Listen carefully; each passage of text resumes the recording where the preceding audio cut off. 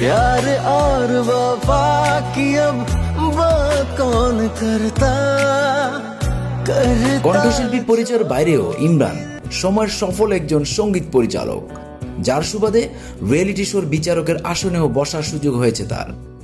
গানের ভুবনে তার পথ চলার 1.5 যুগ পূর্ণ হয়নি, অথচ এরই মধ্যে সাফল্যতার স্বীকৃতি তাকে নিয়ে এসেছে শীর্ষদের কাতারে, যা অবাক করে সঙ্গীত বোদ্ধাদের অনেককে। যদিও এ কথাগুলো নতুন করে বলার কিছু নেই, কারণ ইমরান সম্পর্কে শ্রোতাদের জানাশোনা একেবারে কম নয়। শুধু তার ক্যারিয়ারেই নয়, কখনো কি নতুন আয়োজন করেছে তার খোঁজখবরও রাখেন। প্রতীক্ষায় অনেকেই প্রহর গুনে যার নতুন আয়োজনের। সেখানে ইমরানকে আরো নতুনভাবে আবিষ্কার করা যাবে কিনা, সুর সঙ্গীতে কতটা ভিন্নতা থাকবে, এমন প্রশ্ন থাকে অনুরাগীদের। তবে সেসব প্রশ্নের উত্তর নিজ মুখে নয়, কাজের মধ্যেই তুলে ধরেন নন্দিত এই শিল্পী। যেমন বেশ কিছুদিন ধরে এই শিল্পীর হিন্দি গান নিয়ে শ্রোতাদের কৌতূহল ছিল চোখে পড়ার মতো। শিরোনাম কি, কার সুরে হিন্দি গানটা গেয়েছেন, কবে প্রকাশ পাবে, তা নিয়ে সামাজিক যোগাযোগ মাধ্যমে একের পর এক প্রশ্ন করে যাচ্ছেন শ্রোতারা। কিন্তু গান প্রকাশের তারিখ ছাড়া বাকি সব প্রশ্নের উত্তরে ইমরান ছিলেন নীরব। অবশেষে মুক্তি পেল তার হিন্দি গান টুটি মোহাব্বত। প্রকাশের মধ্য দিয়ে অনুরাগীদের সব প্রশ্নের উত্তর দিলেন এই শিল্পী। এও জানিয়ে দিয়েছেন টুটি মোহাব্বত গানটির কথা লিখেছেন মীর, যৌথভাবে সুর করেছেন রাহুল কর ও অঞ্জন গুহ, মিউজিক ভিডিও পরিচালনা করেছেন সৌমিত্র সিং, প্রযোজনায় ছিল সানি খান্না আর সঞ্চালনায় সচিন শর্মা ও কৃতিকা সিং। গানটি প্রকাশ করেছে ভারতের DRJ রেকর্ডস।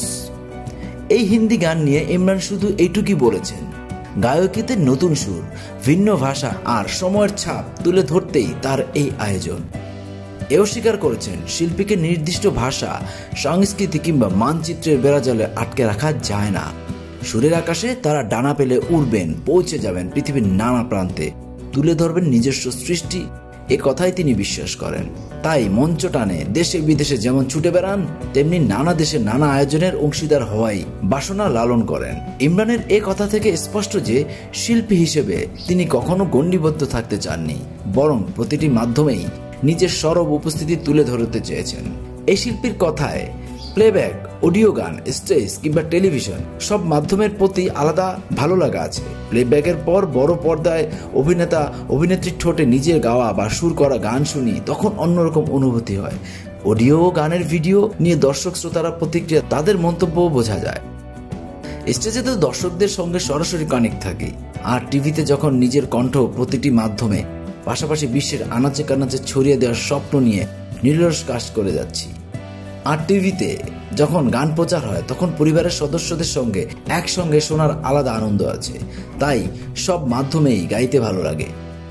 নিজের কণ্ঠ প্রতিটি মাধ্যমের পাশাপাশি বিশ্বের আনাচে কানাচে ছড়িয়ে দেওয়ার স্বপ্ন নিয়ে নিরলস কাজ করে যাচ্ছি।